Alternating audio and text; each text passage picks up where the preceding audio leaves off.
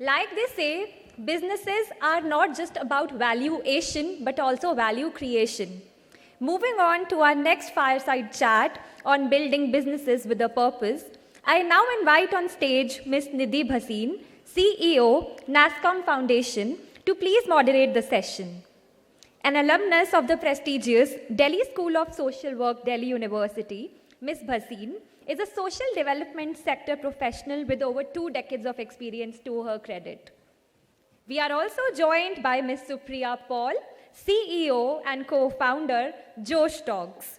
Started in 2015 with a vision of making learning accessible and affordable for all, Josh Talks is India's leading regional content and upskilling platform, with its content viewed 180 plus million times every month. Its Android app has 5 plus million downloads and helps users in building employability enhancing skills. Over to you, Ms. Bhasin, for getting the talk started. Thank you. Business here, right? But what I promise you from this conversation with Supriya is chicken soup for your soul, right? Or maybe vegetarian soup, whatever works for everyone, but that's what I promise here right now in the next 30 minutes. We all are definitely, businesses are set up for revenue, to earn profits.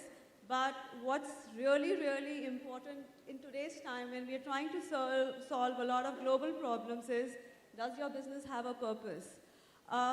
Also, I came across a very recent report by World Economic Forum which said that the younger entrepreneurs under 35 years prefer to choose purpose over profit. In fact, 1 out of 4 under 35 said globally that they would rather go for a purpose than a profit compared to 1 out of 10 in 55 plus. So I can see a lot of smiles on the younger entrepreneurs out here because I think purpose is something that really, really matters in today's generation. Supriya, that brings me to, I think you have a wonderful journey. You started very young at the age of 20 and one, you became an entrepreneur. Secondly, you became an entrepreneur with a purpose. What really made you, one, become an entrepreneur at such an early age, but why did you choose a purpose and just not profit for it? Thank you so much for having me. I think entrepreneurship just happened to me. I didn't choose it. So I'm born and brought up in Gurgaon, Delhi, and I was studying BCom honors in Delhi University. I was preparing to be a chartered accountant, had given the first exam and cleared it. And it was that moment in my life when I sort of realized that, is this what I'm going to end up doing? It wasn't something that I enjoyed, but I studied and prepared for it for 18 years because my father wanted me to be a chartered accountant. And I never questioned whether that was the career that was right for me or it's something that I would want to spend my life doing. When I started questioning that is when I started speaking to a lot more people, a lot more younger people, people who came from tier 2, tier 3, tier 4 backgrounds. And what was common was that everyone was confused about what to do in their life. There was no role model that they could look up to. There was, very less information that was available, especially in regional languages. And everyone was in a stage of, there is this term that millennials use, it's called languishing, where life is just passing you by and you don't know whether you're finding value in it or not. And everyone was in that state. They were taking up careers that they didn't believe in, but just going with the flow because karna hi hai, parents ne bola, society ne bola, teachers ne bola, and that's what was happening. And the idea at that time was, can we turn this languish into Josh? Can we spark a new energy in people to actually dream big, get up and do something more valuable with their life, and take up a career that they actually enjoy? And to solve that problem, I became an entrepreneur. So it wasn't that I had like a spark or a DNA. And you know how people say that from the very beginning, if you are a risk-taking person, you'll become an entrepreneur. If you're risk-averse, you'll probably become a chartered accountant. But I don't think those are the traits. It's just that when you find a problem that's so meaningful to solve, and there is no other option available in the market or in the world, then entrepreneurship just becomes a way of life for you. So Supriya, since you said it just happened to you, but as your business grew, do you think that if you had a different problem, let's say not a problem to solve, but you had a different whole goal, maybe some other kind of a business, do you think you would have done better? Or here, have you compromised on your revenue just because it's a business with purpose? Or you feel that's been an advantage? So I'll just try and break it down into how I think about this is that if you are creating value in the world, you must capture a part of that value. And that capturing that value is revenue and its profits, right? At the end of the day, even if I would run, say, a D2C shoes company and it's giving someone comfort at a good price, then I have to capture a value of that. So even with businesses which are purpose first, and these are businesses that kind of go into sectors like education or financial inclusion or gender, climate, etc. You are creating value for so many people every single day. Then why must you question whether you should charge for that value or not? And people are willing to pay. There was this huge myth that tier 2, tier 3, tier 4 India don't pay for education. And then when COVID happened, everyone moved online. They may not pay at par with what tier 1 India pays. So for the same, say, we teach spoken English, for the same course, someone in tier 1 would pay 6,000 to 7,000 rupees. Our audience pays 500 rupees. But we are a country with 1.3 billion people. So we can still build a large enough business and create value and teach someone something as fundamental as English and grow as an organization. So that's sort of how we look at purpose.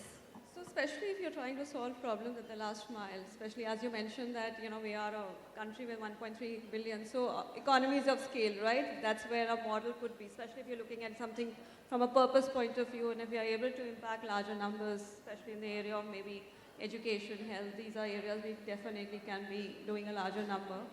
And in the economies of scale, maybe the whole business may be more profitable than what we see. Tell me, while you were doing this, I'm sure, a lot of resistance from family, society. What are the kind of challenges you faced? Because you were not looking at pure profit, you were also looking at a different meaning out here, different value creation. So did you get a lot of encouragement or you had a lot of obstacles? I think it's not about the past. I think it's even a problem of today. People don't understand businesses which are purposeful. They tend to categorize them as not-for-profits. तुम तो NGO चलाते हो. And there is no harm in running an NGO, but social enterprises as a term or businesses that are trying to solve for purpose more than revenue they don't fit any box. So when you don't fit a box that people can see you in, it almost always happens that they criticize you because it's to no fault of theirs, right? Like everyone is trying to say, like even if you look at Josh as an organization, at the heart of what we do is media and content. We started with that. We create, inspirational stories of people that serve as role models. We have a skilling arm that teaches English and now we're venturing into test prep, affordable test prep for tier 2, tier 3. So even with investors, it's so difficult for them to get it because they're like, okay, are you a media company? Are you a content company? Are you an education company? Are you a skilling company? Are you a jobs company? And my answer to them always is that I'm a problem-solving company. If in our country people are not getting educated, I have to go and solve it. If in our country people don't have access to information, I have to go and solve it. So I'm not here to try and fit into a box that you can invest in, but it's a larger problem. And if you believe in that problem, then you need to believe in me. So I think there is a lot of disbelief that's still there in organizations that are trying to solve larger problems other than revenue. And I've seen this in a lot of my friends who are also social entrepreneurs, that they kind of go through this. So that disbelief leads to less capital being available for organizations like ours. And that has been our biggest challenge when we started up, and it's also continuing to be our biggest challenge now. And the other thing is that my gender doesn't help because as we are already aware that less than 2% of all global funding goes to women-led businesses. So that's just a society created and induced problem that we have to deal with as well. So, since you said that it is also about solving a problem, do you think, we have a lot of business people who are sitting out here, a lot of different company representatives. Do you think purpose has to be a center of the overall design? And if it is an afterthought, how can they actually make sure that it's not something that we compromise on? Even sitting out here, if somebody gets impacted with the conversation today and says that, I want to build a cause out here, I want to have some kind of a purpose added to my business. Where do we start? Any inputs on that? So I think I fundamentally believe that all entrepreneurs are solving for a cause any which way. So they are motivated by their own purpose, and which is why they're running a business as opposed to maybe working in a job. But I think there are certain areas which are just areas where we can integrate purpose, which is, for example, like we were talking about earlier, right? How do you spend your CSR money? Who do you give it to? How do you follow through with that? It's something that we can become more conscious of. And second is like do the basics. That as an individual, there are certain world problems that we are all aware of. Climate crisis is something which is a problem of today. So what is it that we can contribute as business owners and leaders for that? And that's something that even I am very consciously thinking of, that what actions can we take as individuals and in our own organization to do that. So it's just thinking about, and just going back to what you said, Nidhi, which was very interesting. I didn't know the stats on the number of people who are starting purposeful businesses. But what I've realized is that the way that people used to think earlier and the way that people think now is very different with respect to entrepreneurship. And somehow people don't get it. Like whenever I also talk to, say, my parents or, elders around me, and I tell them that I'm going to live to be an 80, like I'll live till 80. The average lifespan is increasing. And I started out when I was 20. So if I have to do something for the next 50 years of my life, I'd rather that it be meaningful than something where I am just, going into a monotonous routine day in and day out, and actually do something of value. And I've seen that thought process has come into a lot of people, where everyone is thinking that, and even after COVID, it's actually accelerated. When you know that you don't know, life is so unpredictable at the next stage, you go back to think again on, is my today actually creating value for anyone? And that shift in thought process is really interesting because it's gone down to students, and I am seeing so many more students actually take up programs in universities like Plaksha University or Ashoka University and actually focus on getting into the developmental sector in some way or the other. That brings me to, at NASSCOM Foundation, we do a program which is about social innovation at the college and university levels, and the kind of ideas that actually come out from there, from the young minds, and this is also from Tier 2 and Tier 3 city colleges, where they actually come up with ideas which are solving problems on sustainability, problems on education, health, and you realize that the generation now is very, very wanting to make a difference, right? And they're also looking at working with companies which are making a difference. So do you see when you have your team, do you think that you're able to probably recruit or retain people more because you are again a business with purpose?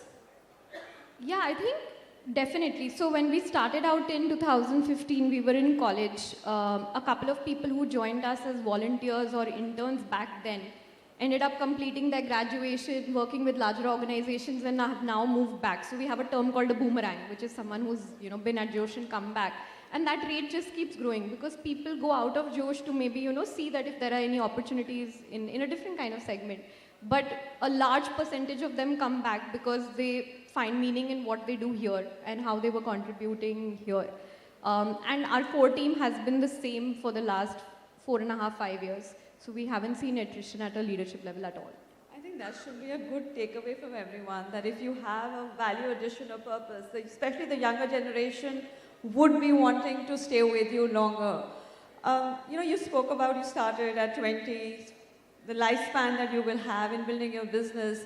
Where do you see Josh Talk, let's say 10 years down the line, and you used all the challenges as opportunities. How do you see all of that playing in the next few years? So it's a very cliched statement, or sort of what our purpose is that we imagine a world 10 to 15 years from today where if you are, say, born into a household where your father is a security guard and you go up to him and you say that, Papa, mujhe kuch karna hai zindagi mein, or Dad, I want to do well in life, all that your father should say is that all you need is Josh. Josh in your heart and Josh on your mobile phone. So you want to occupy that space for everyone. That your background and who or where you are born has nothing on you.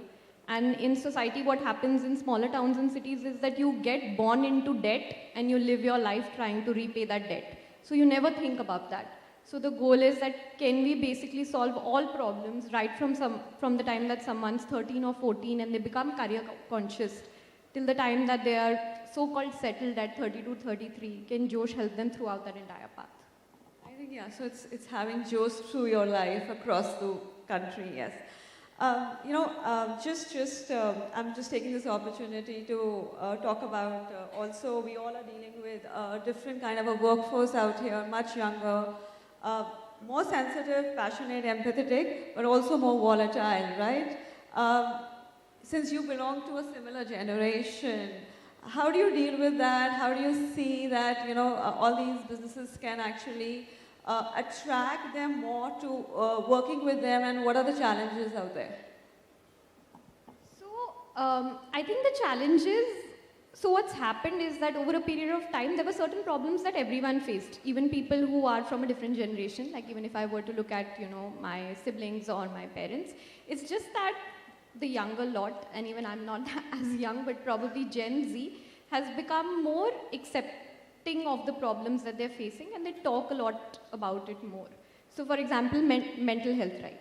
It's something that concerns all of us, and I'm sure at every stage in our life, and especially as people running businesses or entrepreneurs, we've had a tough time dealing with the problem. But it's just that when we look at younger people, they talk about it a lot more.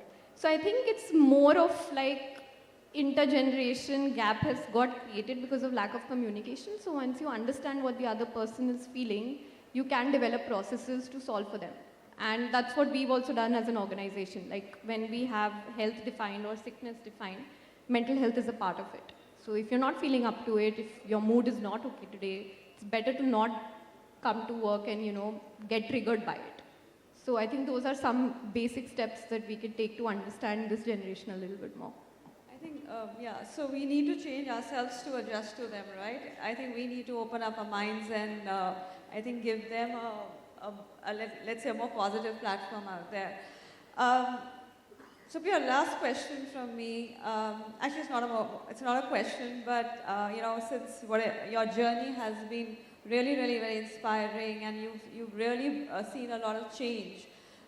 Any I would say advice or any inputs that you would like to give to the audience out here to say that when they are looking at adding or starting new initiatives, businesses, how do they look at purpose out there, and how do they make sure that there is value addition happening at every step? I think, again, it's something that we hear very often, but we can't, lose sight of it in situations where we need to make tough decisions, which is that, like, be super obsessed with who your user or customer is. I think every time we've had a detour in our own business or have gone astray is because we didn't put our user first. And that applies to all businesses, whether with purpose or not. If you are trying to solve a problem which your customer is not okay with, it's going to end up harming the business.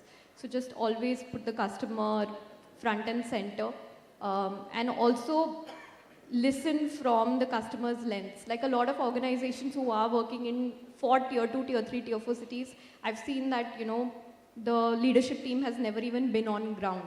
So if you can't relate to a problem, how can you solve it? So if you are trying to solve a problem, get as close to it as possible to feel it, embrace it, and then try and solve it. Great advice. Supriya, I think I'll just want to add to that. Recently, we worked with some social enterprises and startups they all started with a purpose. They were trying to solve a global problem or a problem in the country. And recently we've seen a number of them coming to Shark Tank, getting some global funding. And I think that gives you the confidence that if you're trying to solve a problem, there are more people who are looking at investing into what your enterprise is, and also the scope of scaling it up. I think it was, Supriya, a brilliant conversation. As I said, for me, this is something very, very close to my heart. The foundation works on making a difference, and to really see that it's not, the whole making the difference is not limited to only non-profit organizations. Businesses have to look at it. I'd like to open up, you already have a hand. So, this topic is very close to my heart, and this topic is very close to my heart ever since I left my family business and started my own consulting company and followed my heart. And now things have been shaping up in such a way that I am helping small-scale organizations to have purposeful businesses. Now, my only submission here, or probably I want to ask you, in your experience as well, that is it something to integrate purpose with your businesses, or is it something to do with the unfolding? Because in my experience, it's all about unfolding rather than getting purpose integrated. So what's your take with examples? So just wanted to ask this. I think I would have to agree with you, which is that if you are purposely trying to integrate something into an organization, it's not going to work. It has to happen as a result of a problem that's becoming more and more visible. And so, for example, I think when we spoke a little bit about what we can do as individuals or businesses, and if we are working towards something like climate action, the leaders in the organization have to create a way where we start showing that this is a problem that we care about, and suddenly it will become a part of the DNA of the organization. Which is sort of also like, how as entrepreneurs we always have values around business that we create, and they say that if you don't have your values visible to people or rebriefed again and again in town halls, it's very less likely that someone will actually remember them. So I think the same thing has to happen with purpose, that if there is a problem that you're trying to solve, it has to become visible to the entire organization, and then it will become a part of what they end up solving. So that means that we need to do some kind of conscious effort to derive a culture of the organization as well, isn't it? Absolutely. You have to decide whether you want to be a purposeful organization or not. And I think that will stem from the founders or the leaders. And if it is that, then which all areas do you want to contribute in? Because the organization moves across according to the leader, right? Like for example, I care a lot about gender. So if we don't have equal or more women in our workforce, then how am I caring about gender? So 60% of everyone at Josh is a girl. So, and I ensure that our hiring process is such that we maintain it. So I think just practicing what you believe in and then making it visible to all that this is what I care about will then inculcate a behavior of integration. Well, lovely, thank you. Thank you for, really, I feel so glad to hear that 60% of your organizations are women, and that really will lever on all these challenges that, we have in the organization about gender diversity. Thank you so much for that. Thank you. Do you have any other question? Yeah, there's a hand there. Hi, Supriya. This is Vijaya from In Time Tech. First of all, that's a great sharing. Thank you so much. It's not a question. It's more of I want to think with you. Is that you shared, your own hardship of, being the 2% of the leadership as a woman, right? And that's the situation that has been handed down to us, right? Now, I also heard great things that Josh is doing. Now, using the platforms like Josh, which is very powerful, impactful, do you also see that dialogue of gender is changing slowly but surely? What do you think? Absolutely, and I think that's what the advantage of running a platform like Josh is, that we are at the heart of what we do, creating aspiration. So what has happened is that up until now, there are certain roles that have been defined to gender, and then those are the people who have become role models, who are coming up again and again. So what we are doing from an organization perspective is that even if we are running a Marathi channel, we ensure that the entrepreneurs who are speaking on that channel, there is an equal mix of women coming in and sharing their story, even if it's a small kirana store or a mom and pop store, because that's also inspirational for someone who hasn't started anything as of now. So I think, I'm very passionate about this topic, so I can go on and on. But I think to recondition, all we need to do is first create role models. The problem that I saw in my own journey is that I didn't have any. But I held on to one. I was super inspired by Indra Nooyi. I used to just watch every single piece of content that she put out. And that helped me. I think we just need to create more and more such role models across different sectors so that women who are taking the decision today of what they want to do in their career or where they want to be in the workforce have someone to look up to and emulate in their own life. Got it. Thank you. We can take up one more question if there is. Okay, great. I think Supriya, lovely conversation, very meaningful conversation, and Very purposeful conversation. yes, very purposeful conversation, and a request to everybody in the audience. we all say that this is not right and that's not right, and we have lots of challenges in the country.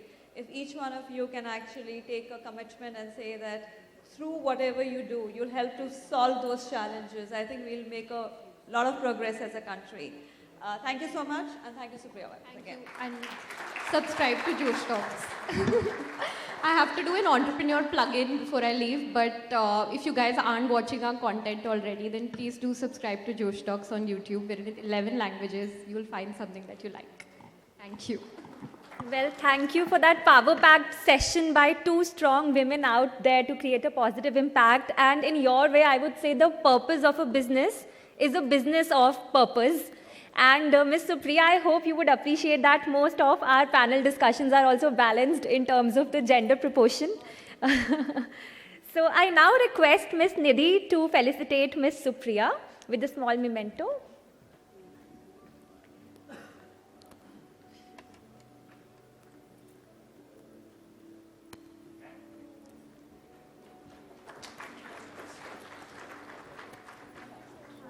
And one for our fantastic moderator.